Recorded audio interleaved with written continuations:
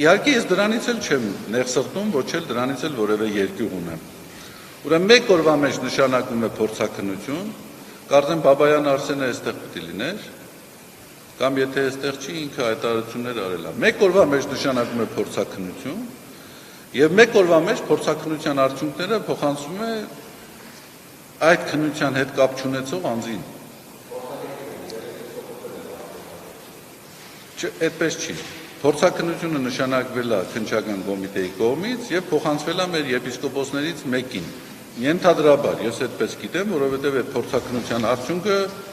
համենայն դեպս հրապարակվեց, որ մեր եպիսկոպոսներից մեկին։ Չգիտեմ, վայ ջան, հիմա ասեմ։ Հիմա տեսեք, ընթացակարգերով հետեւյալն է։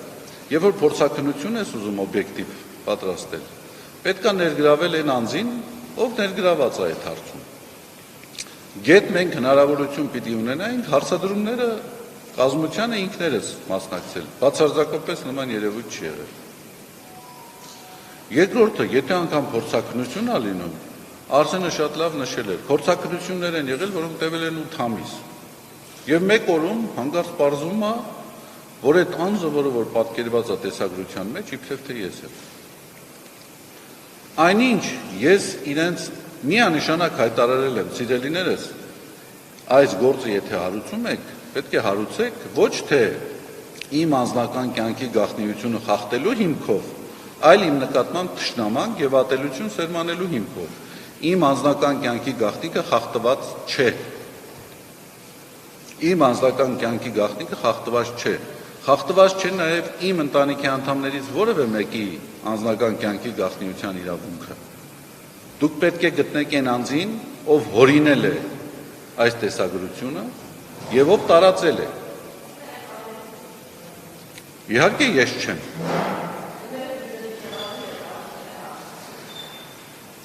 Գիտեք, շատ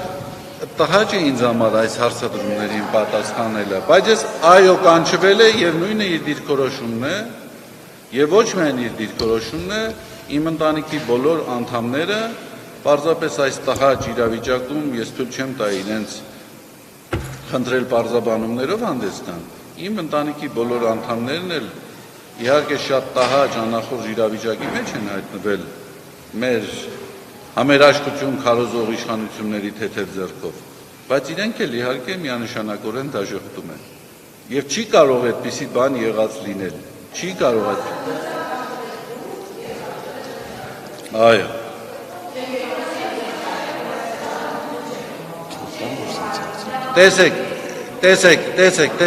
Տեսեք, հերթով կանդրադառնանք հարցերին, ես առայժմ պատասխանում եմ մեր սիրելի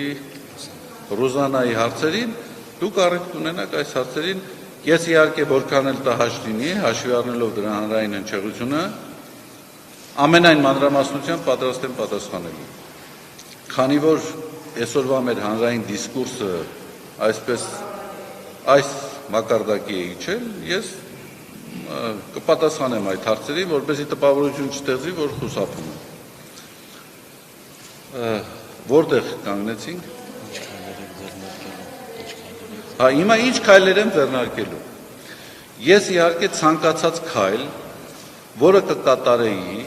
պետք է այդ ասպեկտից մեկնված իրականացվեր։ Հիմա տեսեք, ինչ կարող էի ես անել։ Ես կարող էի դադարեցնել իմ ծառայությունը, խնդրել դադարեցնել իմ ծառայությունը, բայց դադարեցնելու դեպքում ես մտավախություն ունեի, որ պետք է լսնեմ ջուր այն մարդկանց ջրաղացին, ովքեր որ ստեղծել են այս հերյուրանքը։ Վերջիվերջո նրանց նպատակը դա է։ Երկրորդը, եթե շարունակեմ իմ պաշտոնավարությունը, տպավորություն պետք է ձևավորվի, որ բացարձակապես առհամարած ունեմ հանրային ընկալումները կարծիքը։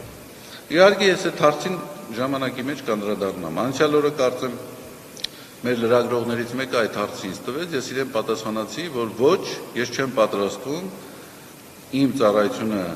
դիմել դադարեցնելու, միայն այն պատճառով, որովհետև ինչ որ մարդիկ այդպես են ուզում։ Բայց կարող է հասնի պահը, եւ ես զգամ, որ իմ ծառայությունը դադարեցնելը կարող է օգտակար լինել օբյեկտիվ քննություն իրականացնելու, կարող է օգնել, որպեսզի մարդկանց մոտ թյուրիմացությունները դադարեն, եւ եթե ես եմ խանգարող հարցի օբյեկտիվ քննությանը, իհարկե ես ցանկացած լուծումի պատրաստ եմ, բայց դա պետք է ես գնահատեմ, տեսնեմ։ Եվ երրորդը եկեղեցական իշխանությունը ինքը կարող է գնահատել, դա անհրաժեշտ է թե ոչ։ Հիմա ըստ էության առաջարկվել է, որ ես իմ ծառայությունը դադարեցնեմ։ Ըստ էության իրավական լեզվով ասած խափանման միջոց է կիրառվում։ Հիմա խափանման միջոցը, երբ որ կիրառվում է, նպատակը ո՞րն է։ Նպատակը հետևյալն է, չէ՞, ես տրամաբանորեն եմ ասում։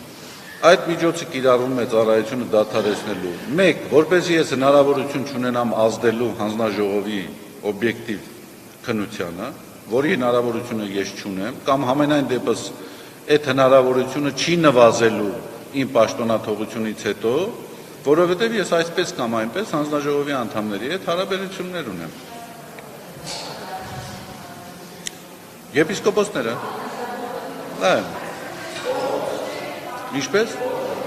այն ինչ որ հրապարակվեց հանձնաժողովի անդամների իհարկե ոչ բոլոր, իհարկե ոչ 7 հոգի են, բայց 7-ից մեկը չէ ստորագրել, երկուսին էլ ստորագրությունները չկար, ուղղակի նշան էր դրված։ Ну ենթադրաբար։ Հիմա նպատակը ո՞րն է կասեցման, որպեսզի ես հնարավորություն չունենամ ազդել իրենց քննության օբյեկտիվության վրա։ Ես այսպես կամ այնպես այդ հնարավորությունը չունեմ։ Կամ եթե ունեմ, իմ հնարավորությունը չի նվազելու, եթե ես իմ պաշտոնավարությունը դադարեցնեմ, որովհետև այսպես կամ այնպես ես անձանց հետ որոշակի հարաբերություններ ունեմ։ Երկրորդը,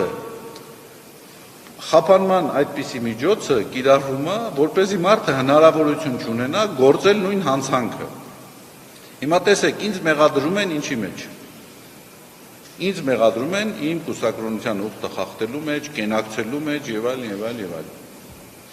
Հիմա եթե դուք իմ պաշտոնավարությունը դադարեցնում եք, ես